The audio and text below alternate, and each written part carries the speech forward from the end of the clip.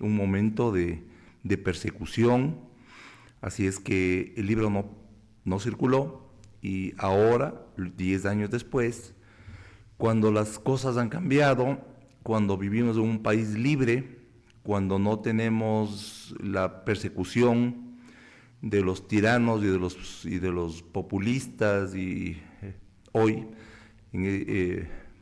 voy a presentar nuevamente mi libro. Lo hice en Quito el 21 de julio y hoy Ah, lo haré a las 6 de la tarde en el Hotel Gran Victoria de esa ciudad de Loja. ya, y podríamos un poco, como dicen ustedes los escritores, una especie de epítome del libro, qué el contexto, cuál es el estilo del libro, hacia dónde va, qué cuenta el libro, qué género literario es.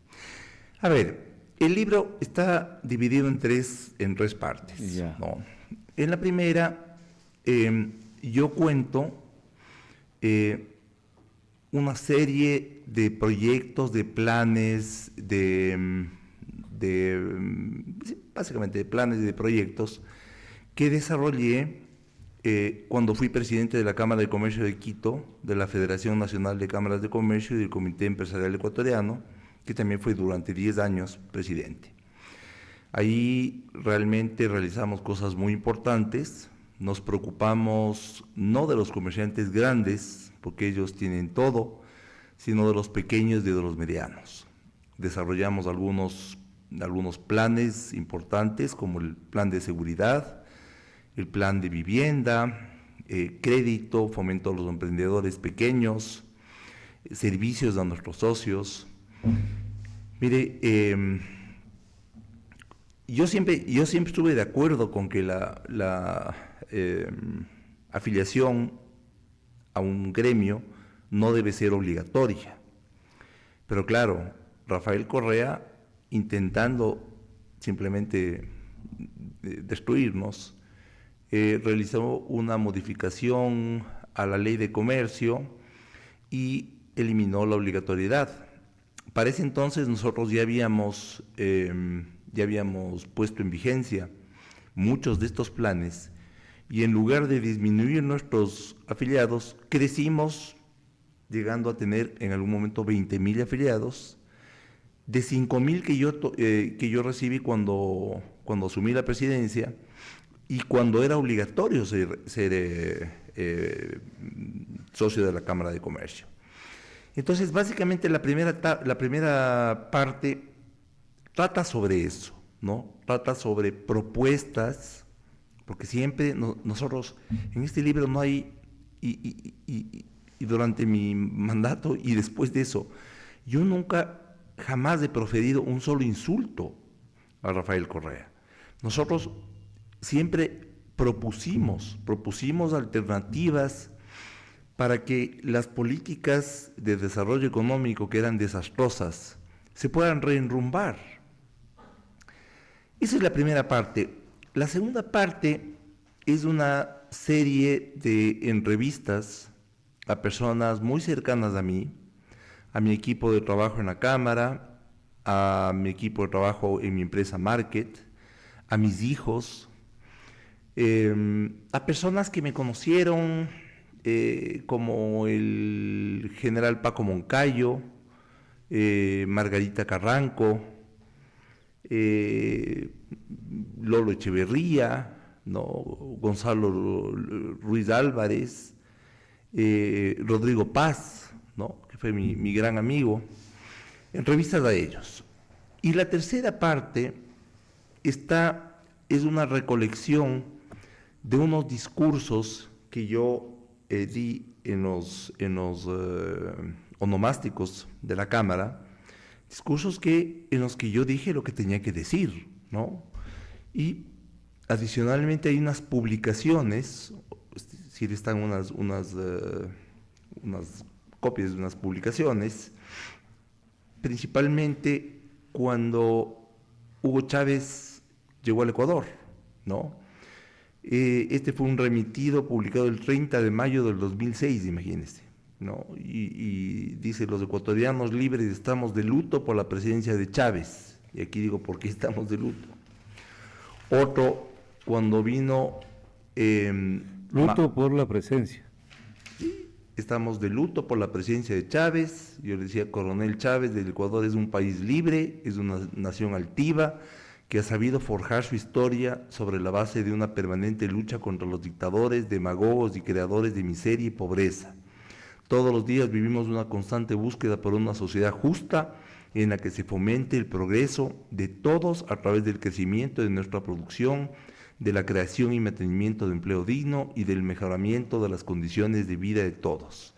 Coronel Chávez, los ecuatorianos libres no creemos en su forma de hacer política con la que usted intenta comprarse simpatías en el mundo a costa de la pobreza de sus compatriotas. No, los ecuatorianos creemos en nuestro propio trabajo, en nuestra propia creatividad, en el fortalecimiento de nuestra estructura democrática, en elegir libremente a nuestros representantes, en la capacidad que tenemos todos para cambiar las circunstancias que hoy, a causa de las equívocas decisiones del gobierno saliente, en 7 meses, gracias a Dios, no fue así, que ya ha pasado la historia como el más irresponsable e inconsciente de todos, hacen que nuestra tarea sea más compleja, pero jamás imposible.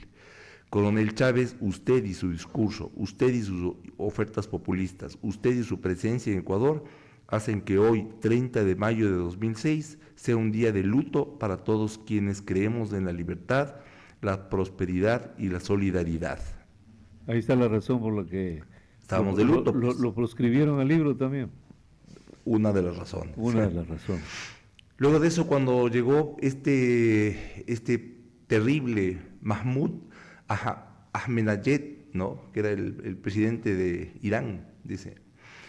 El presidente de la Cámara de Comercio de Quito manifestó en varios medios de comunicación que la presencia del presidente de la República Islámica de Irán en nuestro país es inaceptable por la posición política de Irán, que pone en riesgo la paz mundial, promueve el terrorismo, ha amenazado con desaparecer a Israel del planeta y se encuentra desarrollando un programa nuclear con fines bélicos.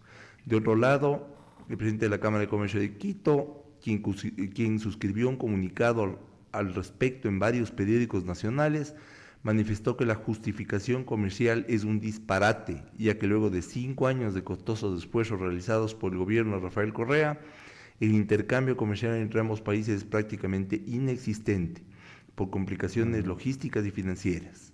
Peñarera recordó que en el 2010 Ecuador fue observado por el GAFI, organización que controla movimientos financieros relacionados con actividades criminales, por lo que sufrió una grave descalificación crediticia. Esas fueron las consecuencias del manejo irresponsable de las relaciones con Irán. Además señaló que si es que las condiciones económicas o comerciales fueran favorables, cosa que no lo son, según conclusiones a las que llegan entidades del propio gobierno, como ProEcuador, es inaceptable mantener cualquier vínculo con una nación que impulsa la xenofobia, la discriminación, la violencia y amenaza la paz del mundo. Entonces, son, como le digo, algunos discursos, ¿no? Algunos discursos. Y son las razones clarísimas por las que este libro estaba vedado. Estaba vetado. Yo pienso que Correa y su gente, ¿no?, Correa y su íntimo grupo, pensaban que en el 2015 yo quería dedicarme a la política, ¿no? Que yo iba a ser candidato a la presidencia en el año 2017. Y miren, en el 2015 yo lo que hice fue salir a tratar de recuperar mi empresa, porque no solamente fue vetado el libro, fueron vetados mis clientes, ¿no? El que facturaba para Market y entraba en la lista negra. Entonces pasaron años muy Market de difíciles. empresa encuestadora, ¿no? Sí, Market de empresa encuestadora que hasta ahora tengo, tiene 36 años, pero nos quedamos sin clientes y fue una época durísima. Yo en ese entonces ya me había divorciado, fue una época muy dura, una época de complicaciones y realmente la reactivación de la empresa nos ha tomado casi 10 años, ¿no? Porque todo cambió en el mundo primero, ¿no? Ahora todo es digital. En ese entonces no, las encuestas se hacían cara a cara, ahora se hacen online o se hacen de Y si diferentes son, y tipos. si son más, son tan fiables como face to face. A ver, la mejor encuesta es la que se hace cara a cara, Ahí ¿no? está, y ahí está el Esa es la asunto. mejor encuesta, ¿no? Ajá. Nosotros siempre tuvimos unas muestras estupendas. Eh, Recientemente, eh, Tía nos pidió una presentación porque realmente yo me cansé de las encuestas políticas, realmente, me cansé, ¿no? Eh, ¿Por qué? Porque no quedan conformes los no, políticos, sí, a ver, porque si no les favorece, se claro, enojan claro, y dicen que todo es amañado, todo es inventado. Las encuestas son científicas, son científicas absolutamente, claro. ¿no? Parten de una base estadística, de un muestreo. Nosotros tenemos el mejor estadístico que hay en el Ecuador, que es Ernesto Pinto. Hace unas muestras que son perfectas. El equipo de campo, ¿no? Ahora tomamos las encuestas en dispositivos celulares, digamos, ¿no? Se procesan automáticamente en un sistema que tenemos y los resultados son los que son. Pero me cansé de las políticas porque, a ver, primero uno se gana enemistades. Solamente le quiere el que va primero. Y ahí vienen las sensibilidades. El que Claro. va primero, que le está haciendo un favor. Y ¿qué es el que paga? Después de Ajá, eso, claro. son muy mala paga, ¿no? Ah, sí. Uno pide anticipos y a lo mucho logra cobrar el anticipo, inclusive con los que ganan, ¿no?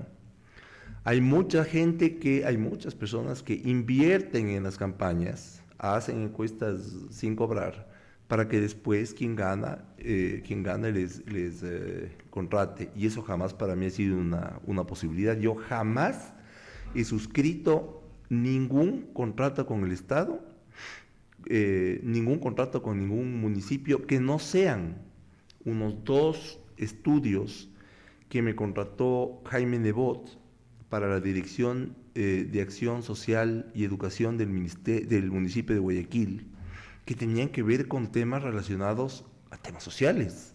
Nunca, también firmé en algún momento una consultoría con la prefectura de la Azuay, ¿no? Para cambiar la imagen de Azuay, pero nunca más he hecho contratación pública y además espero no hacerle, porque realmente yo creo que la plata de la gente tiene que invertirse en otras cosas, no en encuestas, pues no.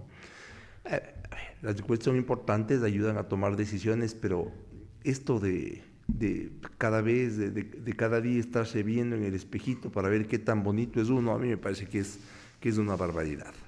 Ahora, doctor, muy bien. Claro, la vida del intelectual no es nada fácil, es vilipendiado, es exageradamente sacrificado, eso lo tenemos clarísimo, ¿no? Y pues con pocos réditos, sobre todo económicos, ¿no? Todo lo contrario. Pero mire usted, es la pasión, el intelecto de escribir esto, de hacer historia, de contar lo que pasa, pues en las postrimerías seguramente habrá gente que revise también esto y diga, mira lo que ocurría en el Ecuador, ¿no? Pues qué importante que es escribir la historia y sobre todo de quién la escribe. Y le comento, voy a comenzar a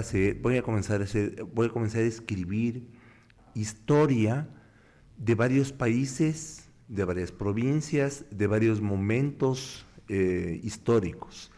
Yo soy profesor del TESA, que es un instituto superior, y ahí doy la clase de cultura política. Entonces, he repasado es del siglo XX, pero he repasado siglo XVIII, siglo XIX, siglo XX, siglo XXI. Quiero escribir acerca de los acontecimientos principales. ¿Qué ha cambiado ahí? Mire, ¿Qué será? mire, por decir, ¿no es cierto? Hay 2 hechos que marcaron cambios fundamentales. La Revolución Francesa la Revolución Industrial, 1789. 1890, la Revolución Industrial. Ajá, Sí, claro. la Revolución Bolchevique, 1917, ¿sí? no, la Revolución Bolchevique se da, Antes. sí, Antes. 1800, a finales de Claro. la Revolución Bolchevique, sí, 1917, ya. Claro. Pero el claro. manifiesto de Karl Marx, ¿no? Es a finales del siglo XIX. Claro, es más nuevo, más moderno. Eso cambió el mundo, porque ahí comenzó, por un lado, el nacionalismo, se terminaron los imperios, ¿no? El nacionalismo, bueno, pues ahí tenemos a los terribles Nazis. Franco, nazi, Hitler, Mussolini, y luego de eso, la Segunda Guerra Mundial, el fin de la Segunda Guerra Mundial y el inicio de la Guerra Fría. 1945. 1945. Ya. El colapso de la Unión Soviética, 1991. 1991 con la perestroika. Con la perestroika, ¿no? La caída, el glasnost, la caída del muro de Berlín, ¿no es cierto? 1989. Exacto. Y la reconstrucción la reconstrucción de Europa a través del Plan Marshall, ¿no? En donde se invirtieron. Marshall es después de la Segunda Guerra Mundial. Después de la Segunda Guerra Mundial, 100.000 millones de dólares se reconstruyó y se reactivó económicamente. Sí. Y las pésimas decisiones de Estados Unidos con América Latina, porque ahí tenemos la doctrina Truman, que era apoyar a cualquier líder que no sea comunista sin importar que sea tirano o corrupto, lo que sea. Se estimularon a las dictaduras. Las dictaduras, entonces. Claro. Estamos, la escuela de las Américas. Estamos donde estamos, ¿no es cierto? El populismo, el término populismo es un término que nació acá en Latinoamérica. Entonces, escribir todo esto es algo que me motiva. Lindísimo. Yo soy muy amigo del expresidente Lenín Moreno, ¿no? Yo creo que él es un hombre bueno, es un hombre que nos salvó del correísmo. De hecho, estamos haciendo un proyecto de fútbol muy lindo que en algún momento le comentaré, que yo quiero traerlo acá a Loja, que es la historia de la TRI, de la selección. Y vamos a hacer lo mismo en Paraguay. Y yo quiero escribir su biografía, porque nadie sabe. La biografía de Lenin. Claro, nadie sabe. De Lenin Moreno. De Lenin Moreno, nadie sabe de su vida, ¿no? Yo he conversado con él. Bueno, que era un agitador, un medio terrorista, tirapiedras del MPD. No, hasta ahí se conoce. Ya, él fue empresario y exitoso, ¿no? Él tenía imprentas y él producía revistas, ¿ya? Y muy exitoso. Claro, después de eso le dispararon por asaltarle, quedó 4 años en la cama y gracias al humor él logró salir adelante, comenzó a dar charlas motivacionales. Se pudo soliviantar así. Sí, y es un hombre, mire, yo estuve en Paraguay, él vive con las justas, ¿no? Todo esto de que se ha llevado plata, no, eso es falso. Algún rato le comentaré la historia verdadera. ¿La saca poquito a poco? ¿O qué? No. Nada de eso. Ya le digo Vive en austeridad. Austeridad con su sueldo de vitalicio de expresidente, su jubilación. Ahora va a dar clases en TESA y estamos trabajando con él en este proyecto de la historia de la selección, que es un proyecto muy lindo.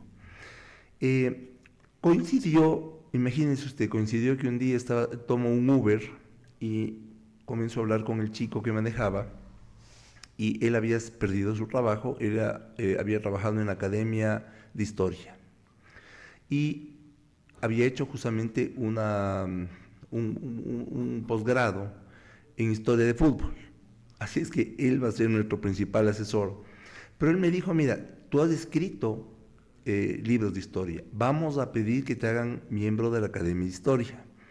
Porque como la libertad es mi pasión, la historia es mi pasión, ¿no? Y tiene mucho que ver, ¿no? Porque uno tiene que aprender del pasado para no cometer los mismos errores, pues. Porque, mire, son los mismos ciclos que tenemos, los mismos ciclos. Sí, es cíclica, la vida política, sí. Así es. Entonces, ahora yo tengo un plan de vida. Yo me divorcié hace 10 años, me casé hace 2, tengo un maravilloso hijo, una hijita de mi esposa, Bruna, y un hijo que tenemos los dos que se llama Tomás, tiene 2 años, cumple el 25, 2 años. Y le digo, ha sido para mí un tercer pulmón, ¿no? Porque soy la persona más feliz con mi bebé, así como soy con mis 4 hijos de mi primer matrimonio. Entonces estoy lleno de vida, de proyectos. Sí, como el rey Salomón, usted. Así es que sí, yo tengo ya bien trazado qué es lo que voy a hacer, en dónde voy a estar, al menos hasta el año, al menos hasta la finalización del Mundial, que es el 11 de julio del 2026. Me dedicaré de lleno a esto y también a escribir, Claro. lógicamente. Hay un asunto que me parece anecdótico ya para despedirnos, doctor. ¿Qué manera de querer a Loja usted? Es algo que, bueno, nosotros los que amamos entrañablemente a esta tierra, pues nos dicen extraterrestres porque nosotros decimos, esta es mi tierra, ¿no? Lo vengo siguiendo desde hace un tiempo atrás a usted. Claro, cuando ocupaba estos cargos tan estelares, ¿no?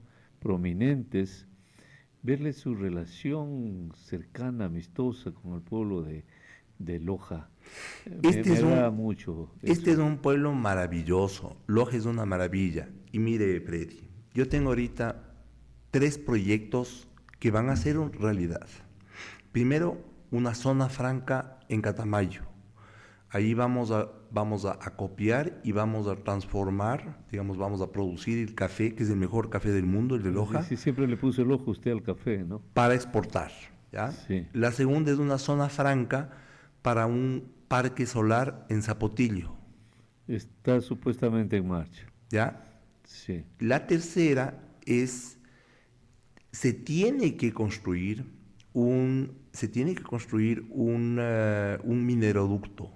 Eso está dentro del Plan Binacional de la Paz, porque las carreteras de Loja están destrozadas, porque son trailers tras trailers que van llevando estos lodos, estas arenas con minerales. Entonces yo tengo aquí ya los estudios de factibilidad, además ya los inversionistas interesados en construir esto, y además por otro motivo, ¿no? Que me ha dolido mucho a mí. Esto de la absorción del Banco del Pichincha al Banco de Loja es una barbaridad. Eh, el Banco de Loja es el dínamo de la economía de la zona 7.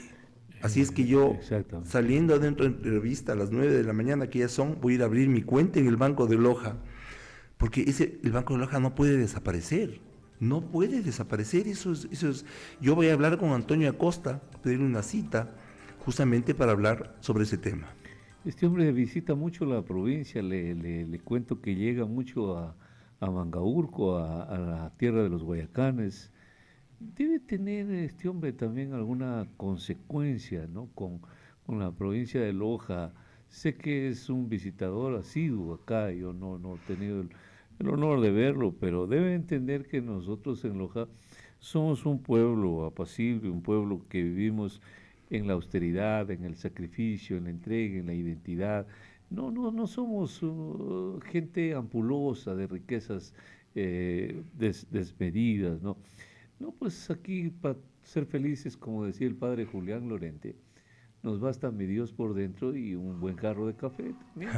Y no le pedimos más a Dios, ¿no? Entonces, Y a la Virgencita del la Cisne, Virgencita del Cisne, por pues que supuesto. nos acompaña cada año, ahora mismo ya vendrá mañana, y las cosas, y ella genera como un estado de resiliencia en Loja, ¿no? Así es. Es maravilloso ver el impacto que genera, ¿no? Las repercusiones. Y por eso, y eso es todo lo que vivimos nosotros. Y yo le decía ayer al economista Borneo, esta radio, que la hicimos en medio de enormes dificultades, con persecuciones judiciales, con bloqueos de cuentas, con declaratorias de insolvencia, en medio de la pandemia y todo eso. De no ser por el Banco de Loja, por el cariño, la amistad, las relaciones que siempre hay, usted y yo no estuviésemos conversando este rato en Así este es. medio de comunicación Así que es. lo pudimos edificar gracias al Banco de Loja. Entonces, todo es una relación con el Banco de Loja. Le quiero agradecer.